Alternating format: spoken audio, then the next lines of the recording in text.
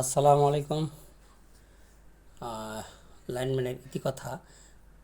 এটা হলো বৈদ্যুতিক লাইন লো ভোল্টেজ। মানে আপনার বাড়িতে লাইন হলো লো ভোল্টেজ, মানে ভালো ভোল্টেজ পাচ্ছেন না। এর কি কারণ এবং কি করলে এটা ঠিক করা যায়, সেই বিষয় নিয়ে আমি শর্টকাটে একটা আপনাদের জন্য ভিডিও তৈরি করেছি। আশা করি সকলে এটা দেখবেন, অবশ্যই ভালো লাগবে। তো বৈদ্যুতিক লাইনে লো ভোল্টেজ কেন হয়, মানে আপনি কাঙ্ক্ষিত ভোল্টেজ পাচ্ছেন না, এর হলো কারণ হলো দেখেন, এক নম্বর ইনকামিং ভোল্টেজ কম হলে।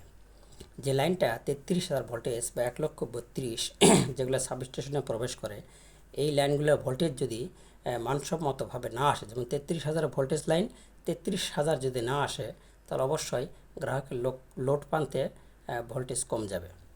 এবং এটা সংশোধন করার জন্য ভোল্টেজ রেগুলেটর ব্যবহার করা হয়, তবে এটা সংশোধন করা যায়। হ্যাঁ, আবার ফিডার বা লাইন ওভারলোড হলে, একটা লাইনের লোড ধরেন যে স্বাভাবিক একটা ফিডারের লোড হলো 2 মেগাওয়াট, সাপোজ মনে করেন, সেটা যদি আপনি 3, 4, 5 মেগাওয়াটের উপরে বিদ্যুৎ চলে যায়, তো মেগাওয়াট বলতে 10 লক্ষ ওয়াটে 1 মেগাওয়াট হয়।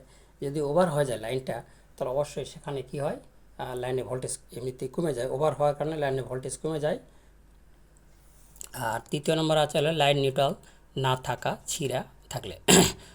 অনেক সময় আপনি বলেন, ভাই আমার বাড়িতে ফ্যান ঘুরতেছে না, বা বলতেছেন ভাই ফ্যান ঘরে ধীরে ধীরে, ফ্রিজ টিরিজ চলে না, মোটর চলে না।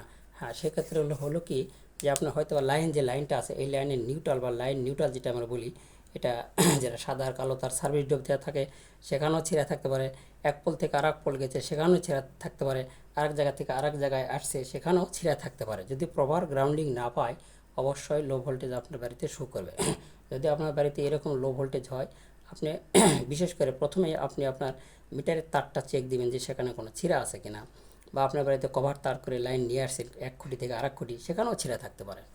আচ্ছা, দ্বিতীয় কথা হলো ঢিলা সংযোগ বা লুজ হলে, লুজ কানেকশন যদি হয়, সেখানে অবশ্যই আপনি ভোল্টেজ কম পাবেন। কারণ সেখানে ভোল্টেজ কম পাবেন, সেখানে কারেন্ট তো আপনার বাড়িতে যাওয়ার জন্য খুব চেষ্টা করবে, শব্দ করে পটপট করে। এই জন্য ঢিলা সংযোগ হলেও আপনার লুজ কানেকশন হবে, মানে ভোল্টেজ কম পাবেন। 5 নম্বর হলো ট্রান্সফর্মার ওভারলোড হলে। আপনার বাড়িতে যে ট্রান্সফর্মারটা বসানো আছে, সেই ট্রান্সফর্মারটা যদি ওভারলোড হয়, যেমন একটা ট্রান্সফর্মারে 10 জন লোকের বিদ্যুৎ দেওয়ার পক্ষে সক্ষম, মানে একই রকম ব্যবহারের অনুপাতে, সেখানে যদি আরও 20 জন 30 জনকে বিদ্যুৎ দেওয়া হয়, সেখানে ট্রান্সফর্মার ওভারলোড হয়ে যায়। এই ওভারলোড হওয়ার কারণে সেখানে লো ভোল্টেজের সৃষ্টি হয়।